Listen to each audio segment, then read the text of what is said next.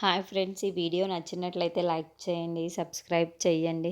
శ్రీకర్ ఇంట్లో ఒక లాయర్‌గా వస్తూ ఉంటాడు. అది చూసిన ఇంట్లో ఉన్న వాళ్ళందరూ ఒక్కసారిగా షాక్ అయిపోతూ ఆరాధ్య పరిగెత్తుకుంటూ వచ్చి వాళ్ళ బాబాయ్ దగ్గరికి వెళ్ళి బాబాయ్ అని చెప్పేసి తననైతే ఎత్తుకోమని అంటూ ఉంటుంది. ఇంతలో అక్కడున్న వాళ్ళ నాన్న, ఎందుకు నువ్వు ఇక్కడికి వచ్చావు? అయినా మా ఇంటి సమస్యల్ని మేము తీర్చుకోగలం, నువ్వేమీ మాకు అవసరం లేదు అని చెప్పేసి అంటూ ఉంటాడు.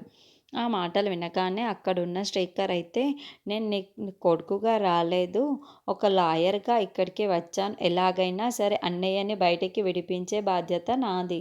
నేను ఈ కేసుని వాదిస్తాను నాన్న అని చెప్పేసి అంటూ ఉంటాడు. ఆ మాటలు వినగానే అక్కడున్న పల్లవి అయితే, ఏంటి జోకులు వేస్తున్నావా ఏంటి నువ్వు? నువ్వు ఒక జూనియర్ లాయర్‌వి. నువ్వు ఇప్పటిదాకా ఒక కేసుని కూడా వాదించలేదు. అలాంటిది ఇంత పెద్ద కేసు ఎలా వాదించగలవు? పెద్ద పెద్ద లాయర్లే మా వల్ల కాదు అని చెప్పి ఇక్కడ నుండి వెళ్ళిపోతున్నారు. నువ్వేమో ఇప్పుడు వచ్చి ఇది వాదిస్తావా? నువ్వు ఇది సాధించగలవా? అని చెప్పేసి అడుగుతూ ఉంటుంది.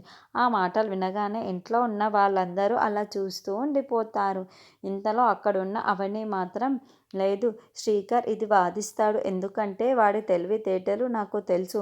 శ్రీకర్ ఎలాగైనా తెలివైనవాడు కాబట్టి నా భర్తను ఎలాగైనా సరే శ్రీకరే బయటికి తీసుకురాగలడు అనే నమ్మకం నాకుంది. మీకున్నా లేకపోయినా శ్రీకర్ ఎంత తెలివైన వాడు కాబట్టి నా భర్త కేసులో శ్రీకర్నే వాదించవలసిన అవసరం ఉంది. అందుకే నేను ఒప్పుకుంటున్నాను అని చెప్పేసి అంటూ ఉంటుంది. ఆ మాటలు వినగానే ఇంట్లో ఉన్న వాళ్ళందరూ ఒక్కసారిగా షాక్ అయిపోతూ ఉంటారు.